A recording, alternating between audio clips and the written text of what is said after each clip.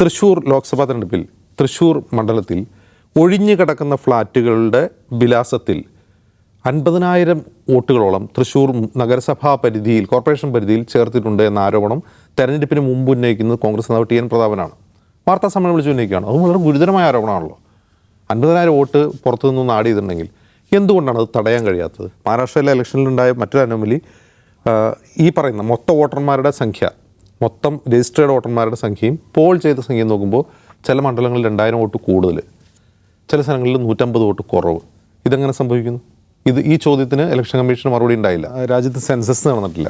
ഇപ്പോൾ ഒരു സംസ്ഥാനത്ത് ഇപ്പോൾ എത്ര ജനസംഖ്യ ഉണ്ട്, അതിൽ അഡൾട്ട് എത്രയാണ്, ചെറുപ്പക്കാർ എത്രയാണെന്നുള്ള ഒരു വിവരം നമുക്ക് കിട്ടില്ല. പിന്നെ ആകെയുള്ളത് കോൺഗ്രസിനെ ആശ്രയിക്കാൻ പറ്റുന്നത് ഈ ministry of health and family വെൽഫെയറിൻ്റെ സർവേ ഉണ്ട്. ഫാമിലി ഹെൽത്ത് സർവേ എന്ന് പറഞ്ഞാൽ അത് എല്ലാ വർഷവും നടക്കുന്നുണ്ട്.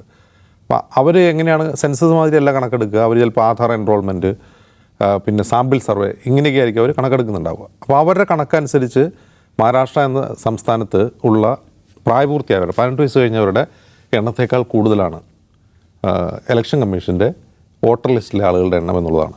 വോട്ടർ ലിസ്റ്റിലെ ആളുകളെന്ന് പറഞ്ഞാൽ ഈ വോട്ടർ ലിസ്റ്റിൽ എത്ര വോട്ടർമാരുണ്ട് എന്നുള്ളത്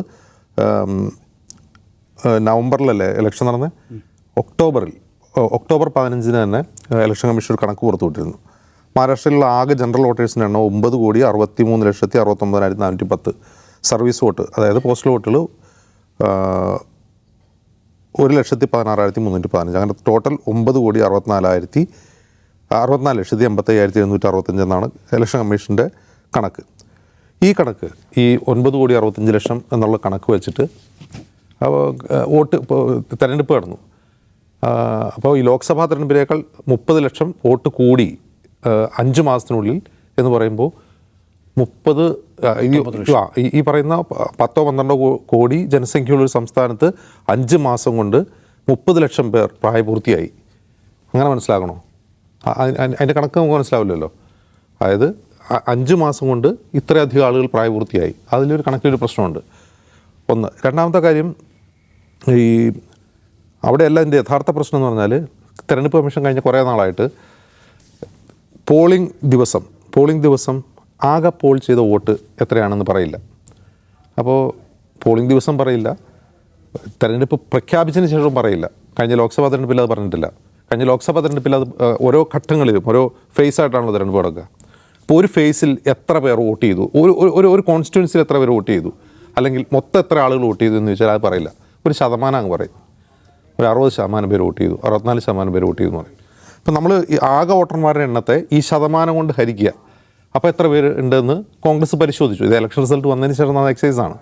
പരിശോധിച്ച് കഴിഞ്ഞപ്പോൾ ഇങ്ങനൊരു അനോമലി കണ്ടെത്തുന്നത്. ഈ അനോമലി ഇവിടെ മാത്രമല്ല, മഹാരാഷ്ട്രയിലെ ഇലക്ഷനിലുണ്ടായ മറ്റൊരു അനോമലി ഈ പറയുന്ന മൊത്തം വോട്ടർമാരുടെ സംഖ്യ, മൊത്തം രജിസ്റ്റേർഡ് വോട്ടർമാരുടെ സംഖ്യയും പോൾ ചെയ്ത സംഖ്യയും നോക്കുമ്പോൾ ചില മണ്ഡലങ്ങളിൽ 2,000 വോട്ട് കൂടുതൽ, ചില സ്ഥലങ്ങളിൽ 150 വോട്ട് കുറവ്. ഇതെങ്ങനെ സംഭവിക്കുന്നു? ഈ ചോദ്യത്തിന് ഇലക്ഷൻ കമ്മീഷന് മറുപടി ഉണ്ടായില്ല. ലോക്സഭാ തെരഞ്ഞെടുപ്പിൽ ഈ പ്രശ്നം ചൂണ്ടിക്കാട്ടിക്കൊണ്ട് അസോസിയേഷൻ ഫോർ ഡെമോക്രാറ്റിക് റിഫോംസ് എന്ന് പറഞ്ഞ സംഘടന സുപ്രീം കോടതിയെ സമീപിച്ചു. അതായത് തെരഞ്ഞെടുപ്പ് കമ്മീഷൻ പറഞ്ഞതാണ്, ഞങ്ങൾ തെരഞ്ഞെടുപ്പ് കഴിഞ്ഞ ഉടൻ തന്നെ ഫോം 17 അത് എല്ലാ സ്ഥാനാർത്ഥികളുടെ ഏജന്റുമാർക്കും കൊടുക്കാറുണ്ട്. ഫോം 17 അല്ല വേണ്ടത്. അവിടെ മൊത്തം എത്ര വോട്ടർമാരുണ്ട്, എത്ര വോട്ട് പോൾ ചെയ്തു, ശതമാനം പറഞ്ഞ പോരാ, എത്ര പേര് വോട്ടിട്ടു, ആ കണക്ക് ഒരിക്കലും തെരഞ്ഞെടുപ്പ് കമ്മീഷൻ പുറത്തുവിടുന്നില്ല. അപ്പോൾ അങ്ങനെ പുറത്തുവിടാതിരിക്കുകയാണ് ഓരോ മണ്ഡലങ്ങളിലും ഇങ്ങനെയുള്ള അനോമലി കാണുന്നത്. 2,000 വോട്ട് കൂടുതൽ എണ്ണുന്നു, 150 വോട്ട് കുറച്ചെണ്ണുന്നു. അപ്പോൾ ഇതിന് കൃത്യമായൊരു മറുപടി സുപ്രീം കോടതി ആവശ്യപ്പെട്ടാണ് സുപ്രീം കോടതി പോയത്. സുപ്രീം കോടതിയിൽ അവരെന്താ പറഞ്ഞത്? ഈ ഡാറ്റ അങ്ങനെ എല്ലാവർക്കും കൊടുക്കാൻ തെരഞ്ഞെടുപ്പ് കമ്മീഷൻ ബാധ്യസ്ഥരല്ല, നിയമപരമായ ബാധ്യസ്ഥരല്ല എന്നാണ്. എന്ന് മാത്രമല്ല, ഈ ഡാറ്റ പുറത്തു പോകുന്നത് വലിയ കുഴപ്പങ്ങൾക്കിടയാക്കും, അത് പലതരത്തിലുള്ള മാനിപ്പുലേഷൻ ഇടയാക്കുന്നതാണ്. എന്ത് മാനിപ്പുലേഷൻ? അത് പറയാൻ തെരഞ്ഞെടുപ്പ് കമ്മീഷൻ തയ്യാറാവുന്നില്ല. അവിടെയാണ് ഈ 50 ലക്ഷം വോട്ടിൻ്റെ കാര്യം രാഹുൽ ഗാന്ധി ഉന്നയിക്കുന്നത്. ഞാനിത് കാണുന്നത് ഇപ്പോൾ ഈ പലതരത്തിലുള്ള സംശയങ്ങൾ വോട്ടർമാർക്കിടയിൽ ഉണ്ടാകാം. അനധികൃതമായി തെരഞ്ഞെടുപ്പ് കമ്മീഷൻ തന്നെ കൂട്ടുനിന്നുകൊണ്ടാണോ ഇങ്ങനെ ക്രമക്കേട് നടക്കുന്നതെന്ന് വിശ്വാസ്യത നഷ്ടം വോട്ടർമാർക്കിടയിൽ ഉണ്ടാവും. തെരഞ്ഞെടുപ്പ് കമ്മീഷൻ ഗ്രൗണ്ടിൽ ഇറങ്ങി കളിക്കുകയാണോ എന്നൊരു ചോദ്യം ഉണ്ടാവും. EVM കുറിച്ച് ആൾക്ക് സംശയമുണ്ട്. EVM യഥാർത്ഥത്തിൽ പോളിങ്ങിന് ഉപയോഗിച്ച് EVM തന്നെയാണോ കൗണ്ടിങ്ങിന് ഉപയോഗിക്കുന്നത്? അങ്ങനെയാണെങ്കിൽ എങ്ങനെയാണ് പോളിംഗ് ദിവസം രാവിലെ 7 മണി മുതൽ വൈകുന്നേരം 6 മണി വരെ പ്രവർത്തിച്ച ഒരു പോളിംഗ് മെഷീനിൽ 90% ബാറ്ററി ചാർജ് ആണെന്ന് എങ്ങനെയാണെന്ന ചോദ്യത്തിന് ഇനിയും മറുപടി വന്നിട്ടില്ല. ഇപ്പോൾ അതുപോലെ വോട്ടർ പട്ടികയിലെ ക്രമക്കേട്, അതിലുപരിയായി രാഹുൽ ഗാന്ധി എന്ന് പറയുന്ന കാര്യം 30 ലക്ഷം വോട്ട് ചേർത്തതിനെക്കുറിച്ചല്ല ഞങ്ങളുടെ ഏറ്റവും പ്രധാനപ്പെട്ട ആശങ്ക, വോട്ട് ഡിലീറ്റ് ചെയ്തതിനെക്കുറിച്ചാണ്. ഒരുപാട് ഡിലീറ്റ് ചെയ്തതിനെക്കുറിച്ച് 2 കൺസേൺസ് കോൺഗ്രസ് ഉന്നയിക്കുന്നുണ്ട്. ഒന്ന്, പ്രിസൈസ് ആയിട്ടാണ് ആളുടെ വോട്ടുകൾ ഡിലീറ്റ് ചെയ്യപ്പെടുന്നത്. BJPക്ക് വോട്ട് ചെയ്യില്ല എന്ന് ഉറപ്പുള്ള ആളുകളുടെ വോട്ടുകൾ ഡിലീറ്റ് ചെയ്യപ്പെടുന്നു. മറ്റൊന്ന്, ഈ വോട്ട് ഡിലീറ്റ് ചെയ്യുന്നതും ഒരു പ്രശ്നമാണ്, വോട്ട് ആഡ് ചെയ്യുന്നതും പ്രശ്നമാണ്. ഈ 2 കാര്യങ്ങളാണ് അവർ ഉന്നയിക്കുന്നത്. അപ്പോൾ ഇത് മൊത്തം കഴിഞ്ഞൊരു കുറേ വർഷങ്ങളായിട്ട് വോട്ടർമാർക്കിടയിലുള്ള ഒരു വിശ്വാസ്യത നഷ്ടത്തിന്, തെരഞ്ഞെടുപ്പ് പ്രക്രിയയിലുള്ള ഒരു വിശ്വാസ്യത നഷ്ടത്തിന് കാരണമായിട്ടുള്ളത് വസ്തുതയാണ്. അതുകൊണ്ടാണ് ഇത്രയധികം പരാതികൾ വരുന്നതും കോടതിയെ സമീപിക്കുന്നതും. പക്ഷേ ഞാനിതിനെ വേറെ രീതിയിലാണ് കാണുന്നത്. ഇപ്പോൾ 30 ലക്ഷം വോട്ട് 5 മാസം കൊണ്ട് പുതിയതായി വോട്ട് ചേർത്തിട്ടുണ്ടെങ്കിൽ ഇലക്ഷന് മുമ്പ് എന്തുകൊണ്ടാണ് പ്രതിപക്ഷ പാർട്ടികൾക്ക് കണ്ടെത്താൻ കഴിയാത്തത്? അത് ഞാൻ ഈ ഉത്തരേന്ത്യയിലെ കാര്യം മാത്രമല്ല, കേരളത്തിൽ തന്നെ എടുക്കുക. കേരളത്തിൽ തൃശ്ശൂർ ലോക്സഭാ തെരഞ്ഞെടുപ്പിൽ തൃശ്ശൂർ മണ്ഡലത്തിൽ ഒഴിഞ്ഞു കിടക്കുന്ന ഫ്ലാറ്റുകളുടെ വിലാസത്തിൽ 50,000 വോട്ടുകളോളം തൃശ്ശൂർ നഗരസഭാ പരിധിയിൽ, കോർപ്പറേഷൻ പരിധിയിൽ ചേർത്തിട്ടുണ്ട് എന്ന ആരോപണം തെരഞ്ഞെടുപ്പിന് മുമ്പ് ഉന്നയിക്കുന്നത് കോൺഗ്രസ് നേതാവ് TN പ്രതാപനാണ്. വാർത്താ സമ്മേളനം വിളിച്ച് ഉന്നയിക്കുകയാണ്. അത് വളരെ ഗുരുതരമായ ആരോപണമാണല്ലോ. 50,000 വോട്ട് പുറത്തു നിന്നൊന്ന് ആഡ് ചെയ്തിട്ടുണ്ടെങ്കിൽ എന്തുകൊണ്ടാണ് അത് തടയാൻ കഴിയാത്തത്, അത് കണ്ടെത്താൻ കഴിയാത്തത്? ഇവർക്ക് ഈ വോട്ടർ ലിസ്റ്റ് കിട്ടുന്നില്ലേ? ഇപ്പോൾ രാഹുൽ ഗാന്ധി എന്ന് ചോദിക്കുന്നത് ഞങ്ങൾക്ക് മുഴുവൻ വോട്ടർ ലിസ്റ്റും വേണമെന്നാണ്. അതായത് ആളുകളുടെ പേരും അഡ്രസ്സും ഫോട്ടോയുമുള്ള വോട്ടർ ലിസ്റ്റ്, ഓരോ മണ്ഡലത്തിലല്ല മുഴുവൻ സംസ്ഥാനത്തെ മുഴുവൻ വോട്ടർ ലിസ്റ്റും വേണമെന്നാണ് പറയുന്നത്. ഇത് ആക്സസ് ചെയ്യാൻ ഈ പ്രതിപക്ഷ കക്ഷികൾ കഴിയുന്നില്ലേ? ഇതൊരു ചോദ്യമാണ്. രണ്ടാമത്തെ ചോദ്യം, എന്തെങ്കിലും ക്രമക്കേട് നടക്കുന്നുണ്ടെങ്കിൽ അത് കണ്ടെത്താൻ താഴെത്തട്ടിൽ ഇവർക്ക് പ്രവർത്തകരില്ലേ? ബൂത്ത് തലത്തിൽ പ്രവർത്തകരില്ലേ? BJPക്കുണ്ട്. BJPക്ക് അതിനുവേണ്ടി നിയുക്തനായ ആളുടെ പേര് പന്ന പ്രമുഖ് എന്നാണ്. ആ പന്ന പ്രമുഖുമാർക്ക് ഓരോ ബൂത്തിലെയും വോട്ടർ ലിസ്റ്റ്, ഓരോ പേജിന് ആളുണ്ട്. അവിടെ ബൂത്തിനല്ല, ഒരു വോട്ടർ ലിസ്റ്റിലെ പേരിന് ആളുണ്ട്.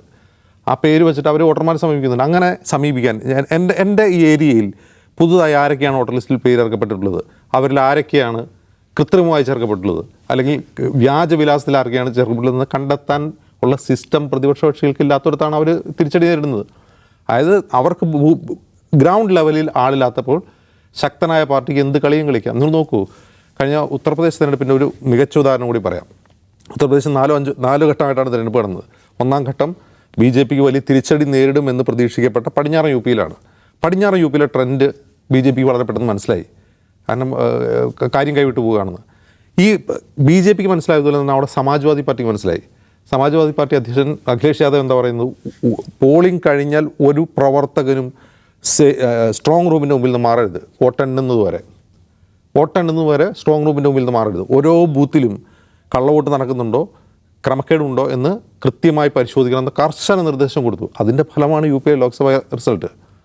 അവിടെ ഞാൻ മുമ്പ് പലവട്ടം പറഞ്ഞിട്ടുണ്ട്, ജോൺപൂർ എന്ന് പറഞ്ഞ മണ്ഡലത്തിൽ സ്ട്രോങ് റൂമിൻ്റെ മുമ്പിൽ അർദ്ധരാത്രി ഒരു ലോറിയിൽ EVM-ആയിട്ട് ഒരു ലോറി വന്നു. സമാജ്വാദി പാർട്ടി പ്രവർത്തകർ തടഞ്ഞു. കളക്ടർ ആ സമയം മിന്നൽ വേഗത്തിൽ ഓടിയെത്തി. ഇതിവിടെ ഇറക്കേണ്ട EVM അല്ല, വേറെ എവിടെ ഇറക്കേണ്ട EVM ആണെന്ന് പറഞ്ഞ് തിരിച്ചു വിട്ടു. ആ EVM-ൽ, ആ ലോറിയിൽ എന്തായിരുന്നു, ആ EVM ഏതായിരുന്നു, അത് എവിടെ ഇറക്കേണ്ട EVM ആയിരുന്നു? എന്തിനാണ് പോളിംഗ് കഴിഞ്ഞ് ദിവസങ്ങൾ കഴിഞ്ഞ് കൗണ്ടിങ് ഡേക്ക് മുമ്പ് എന്തിനാണ് ഒരു ലോറിയിൽ EVM കൊണ്ടുവരുന്നത്? ഇങ്ങനെയുള്ള ഒരുപാട് ചോദ്യങ്ങളുണ്ട്. പക്ഷേ ഈ ചോദ്യങ്ങളോടൊപ്പം തന്നെ ഇങ്ങനെയുള്ള ക്രമക്കേടുകൾ തടയാൻ തക്ക താഴെത്തട്ടിലുള്ള പ്രവർത്തകർ ഏത് പ്രതിപക്ഷ പാർട്ടിക്കുണ്ടോ? അത് ബംഗാളിൽ തൃണമൂലിനുണ്ട്, കേരളത്തിൽ CPM-നുണ്ട്. അങ്ങനെ ഇല്ലാത്തടത്തൊക്കെ പ്രതിപക്ഷ കക്ഷികൾക്ക് ഈ തിരിച്ചടി നേരിടുന്നുണ്ട്. അപ്പോൾ 15 വർഷം മുമ്പ് നടത്തിയിട്ടുള്ള തെരഞ്ഞെടുപ്പ് പോരാട്ടമല്ല ഇന്ന് രാഷ്ട്രീയ പാർട്ടികൾ ഇന്ത്യയിൽ നടക്കുന്നത്. ഇന്ന് നടക്കുന്നത് എതിർ പാർട്ടിക്കെതിരായിട്ടുള്ള മത്സരം മാത്രമല്ല, ഒരുപാട് ഫോഴ്സസ് ഉണ്ട്. ജനവിധി അട്ടിമറിക്കുക ഒരുപാട് ഘടകങ്ങൾ ഇന്ന് നിലനിൽക്കുന്നുണ്ട്. ആ ഘടകങ്ങളെ തിരിച്ചറിയുക, അതിനെതിരെ അടിത്തട്ടിൽ പ്രതിരോധം തീർക്കാതെ ഇങ്ങനെ തെരഞ്ഞെടുപ്പ് കമ്മീഷൻ ഞങ്ങൾ കേൾക്കുന്നില്ല, ഞങ്ങൾ പറയുന്നത് കേൾക്കുന്നില്ല. തെരഞ്ഞെടുപ്പ് കമ്മീഷൻ കേൾക്കില്ല. കാരണം തെരഞ്ഞെടുപ്പ് കമ്മീഷൻ അപ്പോയിൻറ്റ് ചെയ്യുന്ന ആരാണെന്നുള്ളത് നമുക്കറിയാം. തെരഞ്ഞെടുപ്പ് കമ്മീഷൻ ഇന്നൊരു സ്വതന്ത്ര ബോഡിയാണെന്ന് പറയാൻ കഴിയില്ല. എങ്ങനെയാണ് പറയാൻ കഴിയുക? തെരഞ്ഞെടുപ്പ് കമ്മീഷൻ നിയോഗിക്കുന്ന എക്സിക്യൂട്ടീവാണ്. അതിൽ ജുഡീഷ്യറിക്ക് അതിന് സാധ്യതയില്ല. ഒരു സ്വതന്ത്ര ഏജൻസിക്ക് അതിലൊരു റോളുമില്ല. ഭരിക്കുന്ന ആരാണോ അവർ നിയമിക്കുന്ന ഒരു തെരഞ്ഞെടുപ്പ് കമ്മീഷൻ നിഷ്പക്ഷമായിരിക്കണം എന്ന് നമുക്ക് ആഗ്രഹിക്കാം. പക്ഷെ അത് യാഥാർത്ഥ്യമല്ല. അപ്പോൾ ഇപ്പം നടക്കുന്ന തെരഞ്ഞെടുപ്പ് ഫൈറ്റ് എന്ന് പറയുന്നത് പലതരം ജനവിധി അട്ടിമറിക്കാൻ സാധ്യതയുള്ള പലവിധ ഘടകങ്ങളുണ്ട്.